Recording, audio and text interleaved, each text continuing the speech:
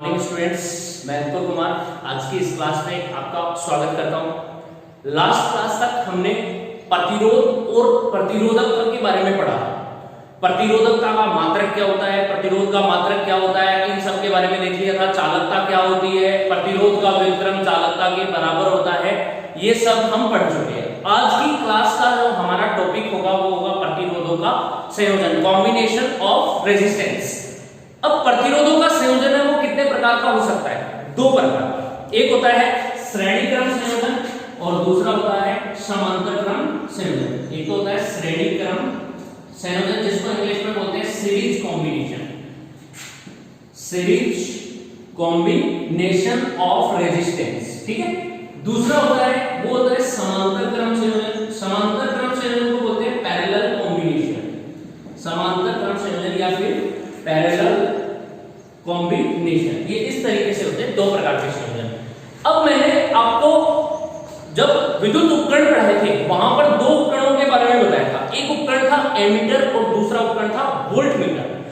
तो एमीटर के बारे में मैंने ये बताया था कि एमीटर को विद्युत परिपथ में कौन से क्रम में जोड़ा जाता है? श्रेणी क्रम में। कौन से क्रम में जोड़ा जाता है? श्रेणी क्रम में जोड़ा जाता है एमीटर। और एमीटर किसका मापन करता है? धारा का मापन करता है। धारा मतलब आई, कैपिटल आई का मापन किसके द्वारा किया जाता है? एमीटर के द्वारा। उसी प्रकार वोल्टमीटर की बात करें तो वोल्टमीटर को विद्युत परिपथ में कौन से क्रम में जोड़ते हैं? वोल्टमीटर को जोड़ा जाता है वो समांतर क्रम में जोड़ा जाता है। और ये किसका मापन करता है? ये वोल्टेज का मापन करता है। बैटरी का जो वोल्टेज होता है, विभव, उसका मापन करता है वोल्टमीटर। तो ये इस तरीके से दो इंस्ट्रूमेंट होते हैं, इलेक्ट्रिकल उपकरण बोल सकते हैं इनको, इलेक्ट्रिकल इंस्ट्रूमेंट। ये एक एमीटर को श्रेणी क्रम में जोड़ा जाता है, वोल्टमीटर को समांतर क्रम में। तो वो क्रम ये है। यहाँ पे संयोजन की बात करें तो दो प्रकार का होता है, एक होता है श्रेणी क्रम संयोजन और एक होता है समांतर क्रम संयोजन। एक एक को हम डिटेल से पढ़ेंगे। तो सबसे पहले हम बात करते हैं श्रेणी क्रम संयोजन की। तो हमारी हेडिंग क्या हो जाएगी कि प्रतिरोधों का श्रेणी क्रम संयोजन, पैरेलल कॉम्बिनेशन को बाद में देखेंगे, ठीक है। अब सीरीज कॉम्बिनेशन की बात करें तो क्या होता है? जब प्रतिरोधों का ऐसा संयोजन जिसमें प्रतिरोध एक के बाद एक जुड़े रहे, अर्थात हम कह सकते हैं कि पहले प्रतिरोध का एक सिरा दूसरे प्रतिरोध के या पहले प्रतिरोध का दूसरा सिरा दूसरे प्रतिरोध के पहले सिरे से जुड़ा हो। तो श्रेणी क्रम संयोजन में क्या होगा? एक के बाद। जैसे मान लो ये प्रतिरोध है, एक प्रतिरोध है ये, इस प्रतिरोध का मान लेते हैं कितना है? R1। फिर दूसरा प्रतिरोध है तो एक के बाद एक, तो दूसरा प्रतिरोध यहां पे जोड़ देंगे जिसका प्रतिरोध कितना मान लेते हैं? R2। ये दूसरा प्रतिरोध हो गया। इसी प्रकार तीसरा प्रतिरोध जोड़ देंगे तो तीसरा प्रतिरोध ये लो, तो तीसरा प्रतिरोध कितना हो जाएगा? R3। तो यहां से समझ में क्या है कि पहले प्रतिरोध के कितने सिरे? प्रतिरोध के दो सिरे होते हैं। देखो प्रतिरोध R को हम ऐसे डिनोट करते हैं ना, ये R, तो एक सिरा तो ये हो गया, एक सिरा ये हो गया। तो पहले प्रतिरोध का दूसरा सिरा दूसरे प्रतिरोध के पहले सिरे से जुड़ा हुआ है तथा दूसरा प्रतिरोध का दूसरा सिरा तीसरे प्रतिरोध के पहले सिरे से जुड़ा है। इस प्रकार का संयोजन जिसमें प्रतिरोध एक के बाद एक जुड़े हों, तो ऐसा संयोजन कौन सा संयोजन कहलाता है? प्रतिरोधों का श्रेणी क्रम संयोजन, ठीक है।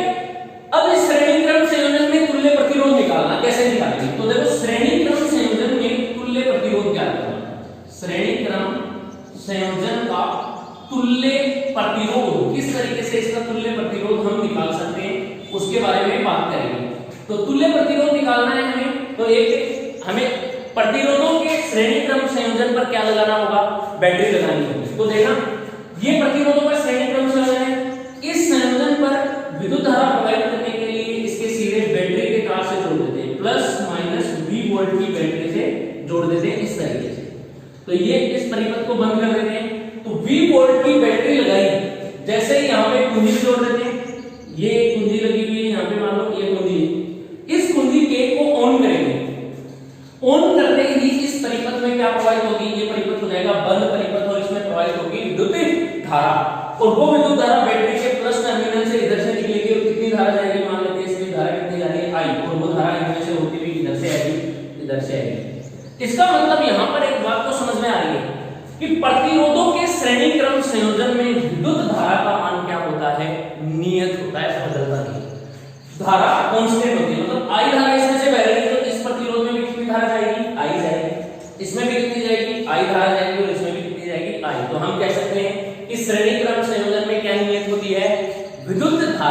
नियत होती है। तो यहाँ पे देखो विद्युत धारा I बराबर क्या होगी, विद्युत धारा I बराबर हो जाएगी नियत या कांस्टेंट, ठीक है। श्रेणी क्रम संयोजन में क्या नियत होती है, विद्युत धारा, जबकि समांतर क्रम संयोजन में क्या नियत होता है, विद्युत विभव।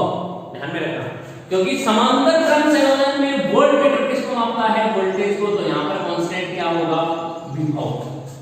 जबकि श्रेणी क्रम संयोजन में एमीटर जोड़ते हैं और एमीटर मापता है धारा, तो धारा क्या होगी यहाँ पे नियत, और समांतर क्रम में विभव क्या होता है, नियत, ये होता है, ठीक है।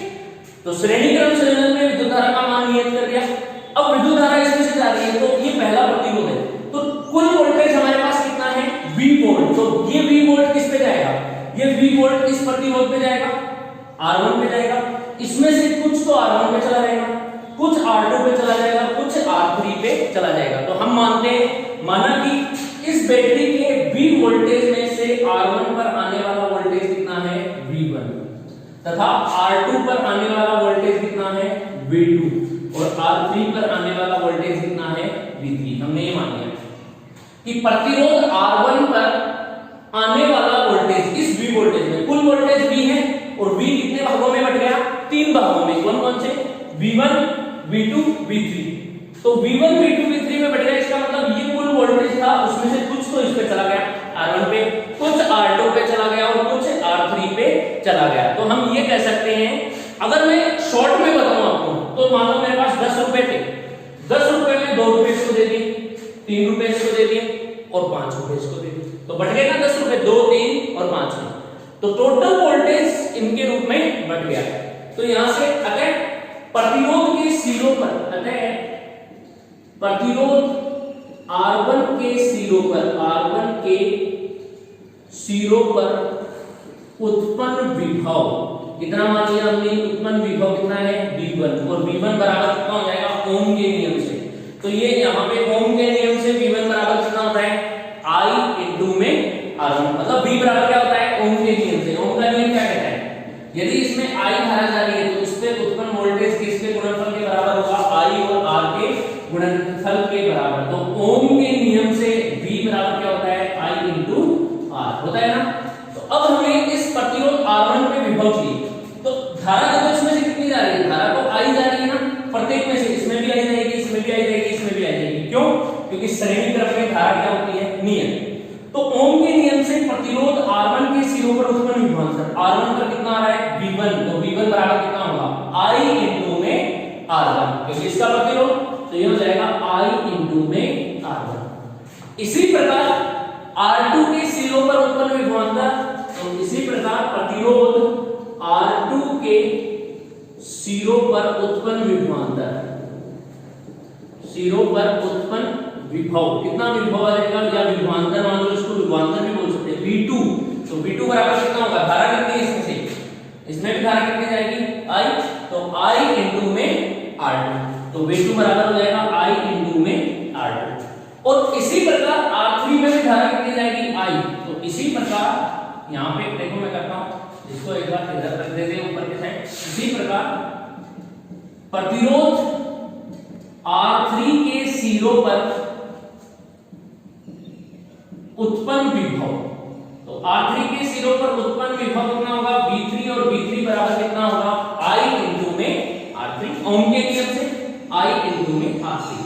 अतः अब ये प्रत्येक पर अलग अलग विभवांतर आ गया, इसका मतलब अतः बैटरी का कुल विभव, बैटरी का कुल विभव V किसके बराबर होगा, अलग अलग विभवांतरों के योगफल के बराबर होगा। अतः बैटरी का कुल विभव, तो बैटरी का कुल विभव कितना हो जाएगा, कुल विभव होगा V, और V बराबर कितना होता है, सभी का योगफल, V1 प्लस में V2 प्लस में V3, तो V1 प्लस में V2 प्लस में V3, याद है, क्योंकि श्रेणी क्रम में धारा नियत है, तो तीनों का योगफल कर देंगे, वोल्टेज वही किसके बराबर आ जाएगा, बैटरी के कुल विभव के बराबर आ जाएगा। अब देखो यहाँ से V1, V2 और V3 के मान रख दें, क्योंकि हमने R1, R2 और R3 के सिरों पर उत्पन्न विभव निकाले थे, तो वो वैल्यू यहाँ पे रख देंगे, तो कितना हो जाएगा, V बराबर I R1 प्लस में I R2 प्लस में I R3। आगे इन तीनों में से कॉमन क्या ले लें, इन तीनों के योगफल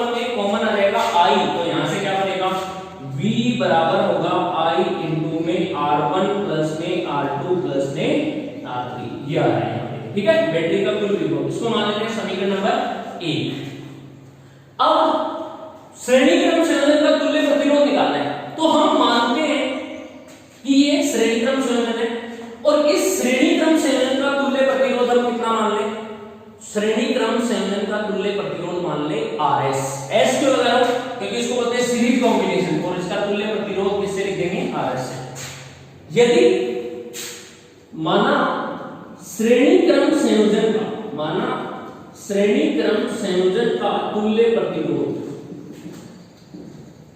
श्रेणी क्रम संयोजन का तुल्य प्रतिरोध RS हो, अगर श्रेणी क्रम संयोजन का तुल्य प्रतिरोध RS है तो तुल्य कहां से निकलता है, मतलब ये सारे जितने भी प्रतिरोध है ना वो सारे मिलकर एक प्रतिरोध बनाएंगे, और वो प्रतिरोध कितना होगा RS। तो यहां पर एक नया सर्किट बना ले, और नया सर्किट बनाएंगे तो वो कैसे बनेगा, इन सभी का प्रतिरोधों को क्या लिख सकते हैं, इन सभी के प्रतिरोधों को मैं क्या लिख दूं, RS लिख दूं।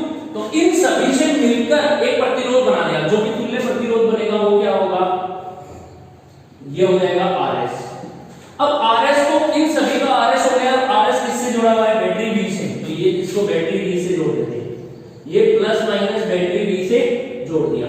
अब देखो बैटरी B से धारा कितनी निकल रही, I धारा, तो यहां से I धारा निकलेगी, वो धारा जाएगी I इसमें। इसका मतलब इन श्रेणी क्रम संयोजन के तुल्य प्रतिरोध में भी धारा कितनी होगी, I। अतः RS पर उत्पन्न विभव, RS पर उत्पन्न विभव, और इस पर उत्पन्न विभव कितना आ जाएगा, RS मतलब तुल्य प्रतिरोध पर, तो मैं यहां पे लिख रहा हूं RS पर उत्पन्न विभव, तो RS पर उत्पन्न विभव कितना होगा, V, यही तो है, क्योंकि सारा का सारा वोल्टेज किस पे चला जाएगा, RS तक, क्योंकि ये पूरा का पूरा देखो और तो कोई प्रतिरोध है ही नहीं, वही है, मतलब खाने वाला मेरे सामने 2 लड्डू रखे हुए हैं और खाने वाला मैं अकेला हूं, मेरे साथ कोई नहीं, तो दोनों में खा सकता हूं, आराम से खा लूंगा, किसी को पता ही नहीं चलेगा। मान लो एक रूम में 2 हैं, एक मैं और एक मेरे साथ एक और है, अब 2 लड्डू रखे हुए, तो अब मैं क्या करूंगा, अकेला तो उन दोनों लड्डुओं को खाऊंगा नहीं, क्यों, क्योंकि मेरे साथ वाला देखता रह जाएगा, तो मैं उनको बराबर बराबर बांट लूंगा, मतलब थोड़ा तू खा ले थोड़ा मैं खा ले। अब वो उस पर निर्भर करता है कि वो एक लड्डू खाएगा, वो आधा, वो बोले मैं आधा ही खाऊंगा बाकी तू खा ले, तो आधा उसने खाया, 1.5 मैंने खा लिया, या फिर मैंने आधा खाया उसने 1.5 खाया, या फिर एक दोनों ने खा लिया, बराबर भी हो सकता है, अलग अलग भी हो सकता है। तो यही बात होती है, जब 2 या 2 से अधिक प्रतिरोध हो तो उन पर विभव बराबर भी बढ़ सकता है और अलग अलग भी बढ़ सकता है। कैसे, जैसे अभी बताया मैंने, 10 रुपए में से 2, 3, 5 अलग अलग हो गए, बराबर भी बढ़ सकते हैं। मान लो इसका विभव है 9 वोल्ट, तो 3 बराबर भी बढ़ सकता है। बराबर कब होगा, जब खाने वाले का दम भी बराबर होगा, तीनों एक जैसे होंगे, तो यहां पर इसका कुल विभव सारा का सारा किस पे जाएगा, RS पर। तो विभव कितना होगा, V बराबर ओम के नियम से, तो ओम के नियम से क्या होता है, V बराबर I इंटू RS, तो ये हो जाएगा I इंटू में RS, हो गया। इसको ले लेते हैं समीकरण नंबर 2। अब हमारे पास देखो एक तो समीकरण आ गया, समीकरण नंबर 1 और एक आ गया समीकरण नंबर 2। तो समीकरण 1 भी कुल विभव V है बैटरी का, और समीकरण 2 से भी कुल विभव सारा का सारा वोल्टेज V इस पे गया। तो समीकरण 1 व 2 की तुलना करें तो इस V की जगह क्या लिख सकते हैं, I RS लिख दें। तो अब देखना नेक्स्ट लाइन, यहां पर मैं बताऊंगा, इसका काम हमारा हो गया इस डायग्राम का। तो यहां तक आपको अच्छे से समझ में आ गया होगा, बहुत अच्छे तरीके से सरल रूप में बताया मैंने। और कहीं पर भी अगर कोई भी थोड़ी सी शंका हो किसी भी स्टेप में तो कमेंट सेक्शन खुला है, आप बता दो कि इस लाइन में प्रॉब्लम है, आपको जरूर बताया जाएगा। अब देखो यहां से थोड़ा सा मैं इसको आगे से करता हूं, इसको मिटाते हैं श्रेणी क्रम संयोजन में। तो समीकरण 1 व 2 की क्या करेंगे, हम तुलना करेंगे, ठीक है। यहां तक कर लेते हैं इसको समीकरण 1 व 2 से। तो देखना समीकरण 1 व 2 से, तो समीकरण 1 व 2 से क्या रखते हैं, ये V का मान I है, सब यहां पे रखते हैं I RS। तो ये लो I इंटू में RS बराबर होगा I इंटू में आगे क्या है R1 plus R2 plus R3, ये हो गया R1 plus R2 plus R3 आ गया। अब देखो I से I कट गया, तो अतः श्रेणी क्रम संयोजन का तुल्य प्रतिरोध RS किसके बराबर आ रहा है, सभी प्रतिरोधों के योगफल के बराबर। अतः RS बराबर आ रहा है R1 प्लस में R2 प्लस में R3।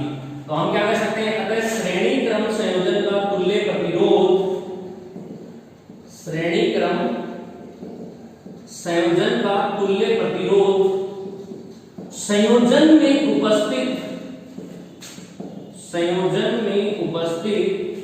प्रत्येक प्रतिरोधों के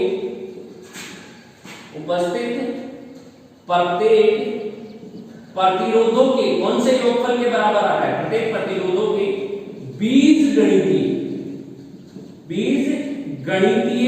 योगफल के बराबर है। बीजगणितीय योगफल के बराबर है, इस तरीके से प्राप्त होता है। तो ये था प्रतिरोधों का श्रेणी क्रम संयोजन। मतलब कि श्रेणी क्रम संयोजन का तुल्य प्रतिरोध अलग अलग प्रतिरोधों के बीजगणितीय योगफल के बराबर होगा। ये तो 3 थे, इसलिए 3 के योगफल के बराबर। मान लो श्रेणी क्रम में 5 प्रतिरोध हो, R1, R2, R3, R4 और R5, तो कैसे आएगा? तो RS बराबर हो जाएगा R1 plus R2 plus R3 plus R4 plus R5। मतलब सभी का क्या करना है? योगफल। कौन से संयोजन में? ये ध्यान में रखना, श्रेणी क्रम संयोजन में। यहां पे लिखा है ना श्रेणी क्रम संयोजन। तो ये फॉर्मूला केवल किसमें आप लगा सकते हो? श्रेणी क्रम संयोजन में लगा सकते हैं। तो ये था प्रतिरोधों का श्रेणी क्रम संयोजन। इसके बाद में जो नेक्स्ट संयोजन होगा वो कौन सा होगा? समांतर क्रम संयोजन। तो देखते हैं उसको, करते हैं प्रतिरोधों का समांतर क्रम संयोजन में, पैरेलल कॉम्बिनेशन में। अब देखो समांतर क्रम संयोजन होता है। इसमें समांतर क्रम संयोजन में प्रत्येक प्रतिरोध का एक सिरा एक बिंदु से तथा दूसरा सिरा दूसरे उभयनिष्ठ बिंदु से जुड़ा हो, तो इस प्रकार का संयोजन क्या कहलाता है? प्रतिरोधों का समांतर क्रम संयोजन। देखो कैसे, मान लो ये एक संयोजन है, तो एक संयोजन में मान लो ये एक प्रतिरोध है, प्रतिरोध मान लेते हैं ये है R1। इस प्रतिरोध का एक सिरा है, वो एक सिरा एक उभयनिष्ठ बिंदु से यहां पे जुड़ा हुआ है और दूसरा सिरा एक बिंदु से यहां से जुड़ा हुआ है, ठीक है। फिर इसके साथ में दूसरा प्रतिरोध अगर इसके समांतर क्रम में जोड़ेंगे तो उस प्रतिरोध का भी पहला सिरा उभयनिष्ठ बिंदु से, मतलब यही से इस तरीके से जुड़ा है ये प्रतिरोध, और इसका दूसरा सिरा इस उभयनिष्ठ बिंदु से यहां पर जुड़ा है, इस बिंदु से। इसी प्रकार अगर तीसरा प्रतिरोध लेंगे तो तीसरा प्रतिरोध का एक सिरा तो इसी उभयनिष्ठ बिंदु से और दूसरा सिरा दूसरे उभयनिष्ठ बिंदु से इस प्रकार से जुड़ा है। ये प्रतिरोध मान लेते हैं R1, ये प्रतिरोध R2 और ये प्रतिरोध कितना हो गया? R3। तो इसका एक बिंदु ये A मान लेते हैं और दूसरा सिरा इस बिंदु B से जुड़ा हुआ है, ठीक है। ये होता है समांतर क्रम संयोजन कि प्रत्येक प्रतिरोधों का एक सिरा एक उभयनिष्ठ बिंदु से तथा दूसरा सिरा दूसरे उभयनिष्ठ बिंदु से जुड़ा हो, तो प्रतिरोधों का इस प्रकार का संयोजन कौन सा संयोजन कहलाता है? समांतर क्रम संयोजन कहलाता है। और श्रेणी क्रम संयोजन में क्या होगा? एक के बाद एक प्रतिरोध जुड़ा रहेगा। अब देखो यहाँ पे क्या करेंगे, अब निकालते हैं हम समांतर क्रम संयोजन का तुल्य प्रतिरोध। तो इसका तुल्य प्रतिरोध निकाला जाएगा समांतर क्रम संयोजन का तुल्य प्रतिरोध। और तुल्य प्रतिरोध को हम किससे लिखेंगे? तुल्य प्रतिरोध को R से लिखेंगे और समांतर को इंग्लिश में बोलते हैं पैरेलल, तो यहाँ पे क्या लिखेंगे? RT।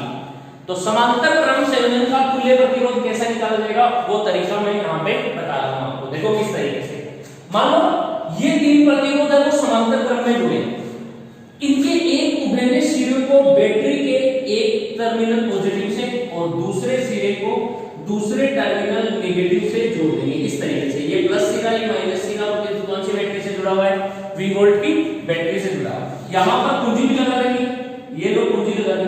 जैसे इस कुंजी K को ऑन करेंगे, ऑन करते ही इस परिपथ में क्या प्रवाहित होगी?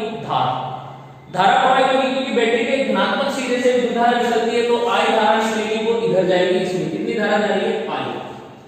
अब I धारा जाने पर ये देखना, ये A बिंदु है वो बैटरी के कौन से पॉजिटिव सिरे से जुड़ा हुआ है और जो B बिंदु है वो बैटरी के नेगेटिव सिरे से जुड़ा हुआ है। इसका मतलब क्या हुआ कि A बिंदु और B बिंदु के मध्य विभवांतर कितना लगा हुआ है? V विभवांतर। इसका मतलब समांतर क्रम संयोजन में A और B के बीच में जो भी उपकरण जुड़ा होगा उन प्रत्येक बिंदुओं पर विभव कितना होगा? विद्युत विभव V के बराबर।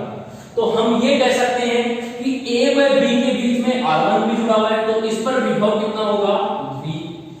A व B के बीच में R2 भी जुड़ा हुआ है, तो इस पर भी विभव कितना होगा? V।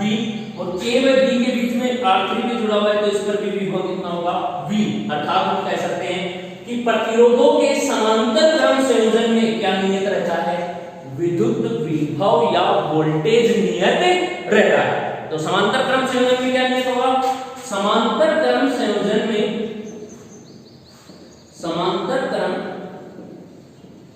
संयोजन में विद्युत विभव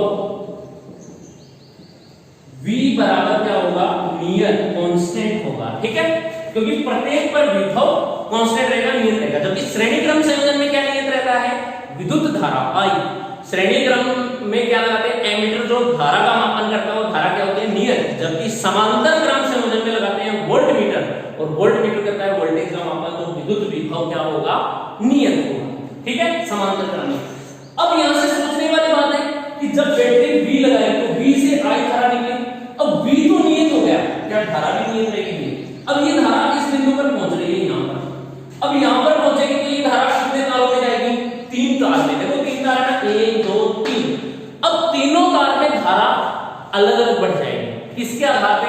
प्रतिरोध किस तरह से उस आधार पे। तो यहां पे इसमें धारा चली जाएगी मान लो I1, इस तार में धारा आ गई I2, और इस तार में धारा कितनी आ गई? I3। ये धारा कितने भागों में बट गई? ये बिंदु पे आ गई 3 भागों में। धारा समांतर क्रम में समान नहीं होती है, जबकि श्रेणी क्रम तो एक ही तार में तो रहते हैं, वो जुड़े हुए, तो एक तार में तो उतनी धारा जाएगी। तो श्रेणी क्रम में धारा नियत रह सकती है, जबकि समांतर क्रम में धारा नियत नहीं रहेगी। तो तीनों तारों में धारा अलग अलग बढ़ गई। अब इस तार में धारा कितनी जा रही है? I1, इस तार में धारा कितनी जा रही है? I2, इस तार में धारा I3। ये तीनों गई, I धारा तो तीनों में बढ़ गई। तो हम ये कह सकते हैं क्या कि इस संधि बिंदु पर आने वाली धारा I 3 भागों में बढ़ गई। तो इन तीनों का योगफल इसके बराबर होगा। I बराबर होगा, कुल धारा बराबर होगी I1 प्लस में I2 प्लस I3। ये धारा पहुंच गई, इससे होते हुए इस बिंदु पर I2 यहां से गई I3, और इसमें जाके तीनों जुड़ गई, तो इसमें तो कितनी धारा आ जाएगी? I धारा वापस आ जाएगी। इस तरीके से ना, तो समांतर क्रम संयोजन में क्या नियत होता है? विद्युत विभव V, जबकि धारा नियत नहीं होती है। अतः ओम के नियम से हम क्या करें? इसमें धारा जा रही है I1, तो R1 प्रतिरोध के सिरों में धारा निकालें I1, और R2 में धारा कितनी जाएगी? I2, और R3 में धारा कितनी होगी? I3। तीनों निकालें। अतः ओम के नियम से, ओम के नियम से, और ओम के नियम क्या कहता है? ओम के नियम से ब्रैकेट में लिख दो V बराबर IR। ये है ओम के नियम से क्या निकालें? प्रतिरोध R1 में प्रवाहित धारा I1। तो ओम के नियम से प्रतिरोध R1 में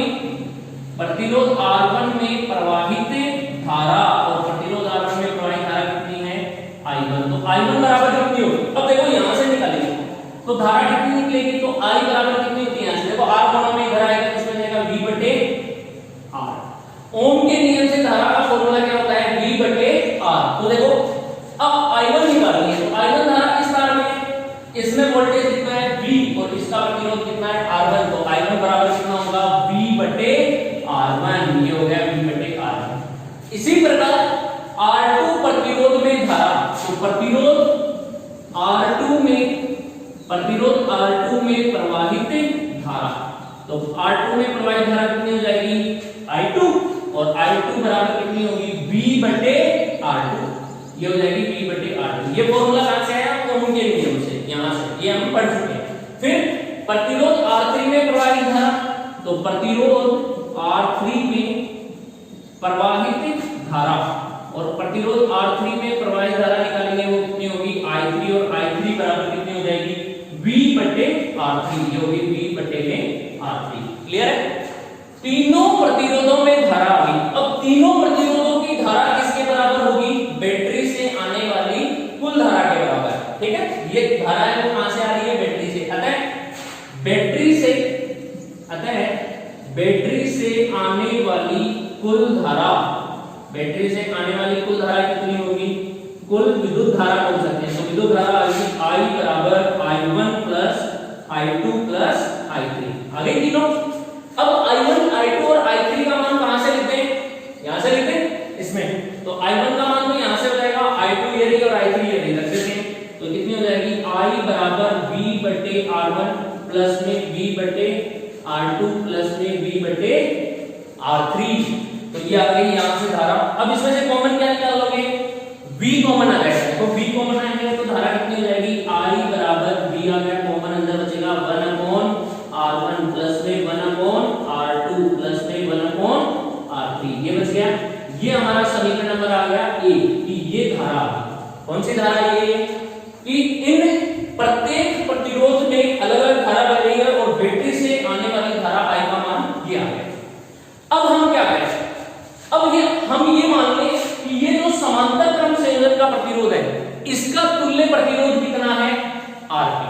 क्लियर है, मतलब कि ये सारे के सारे प्रतिरोध मिलकर एक प्रतिरोध बनाते हैं जिसका नाम कितना हो जाएगा, Rp। ये मान लें यदि समांतर क्रम संयोजन, अब कहां पे लिखें, यहां पे लिख देता हूं, ठीक है, यहां पे देखना, यदि समांतर क्रम संयोजन, समांतर क्रम संयोजन का तुल्य प्रतिरोध, यदि समांतर क्रम संयोजन का तुल्य प्रतिरोध कितना है, Rp, कि इन सभी का मान कितना मान लिया, Rp, प्रतिरोध Rp हो तो, अब Rp होगा तो हम डायग्राम बना लेते हैं, सर्किट डायग्राम कैसे बनाएंगे, इन सभी प्रतिरोधों को मिलाकर एक बन गया, वो प्रतिरोध कितना होगा, Rp। तो इन सब का एक प्रतिरोध बना दे, उसका नाम कितना देते हैं, Rp। ये लो, ये प्रतिरोध बना लिया एक Rp।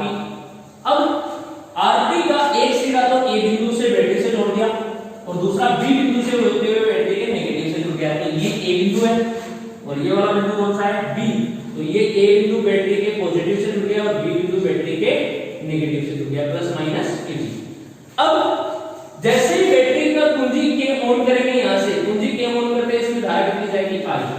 अब ये I सारे के सारे धारा किस पे जा रही है, Rp पे जा रही है ना, इसका मतलब Rp में प्रवाहित धारा निकालनी है। अतः Rp में प्रवाहित धारा, Rp मतलब समांतर क्रम संयोजन में ये तुल्य प्रतिरोध में प्रवाहित धारा, तो धारा कितनी होगी, ओम के नियम से, ओम के नियम से, और ओम के नियम से कितनी होती है, I बराबर क्या होता है, V बटे R। अब इसका प्रतिरोध कितना है, सारा का सारा वोल्टेज किस पे रहेगा, Rp पे, तो V बटे में प्रतिरोध कितना है, Rp। इसको क्या मान लें हम, समीकरण नंबर 2। तो ये भी बैटरी से निकलने वाली धारा आ रही है समीकरण 1 से, और समीकरण 2 से भी बैटरी से निकलने वाली धारा आ रही है। तो समीकरण 1 व 2 की तुलना करने पर I को बराबर कर दे, तो चलो बराबर करके करते हैं। तो यहां तक आपको समझ में आ गया होगा, इधर करता हूं मैं थोड़ा सा इसको मिटा के, अब देखना कैसे करेंगे आगे का काम। तो यहां पर समांतर क्रम संयोजन में समीकरण 1 व 2 से तुलना करने पर, तो समीकरण 1 व 2 से, समीकरण 1 व 2 से लिखेंगे तो देखो I की जगह क्या लिख सकते हैं, V बटे Rp, ये यहां पे रख देंगे, तो ये हो जाएगा V बटे Rp बराबर होगा V इंटू में 1/R1 plus 1/R2, 1/R1 plus में 1/R2 प्लस में 1/R3, ये आ गया।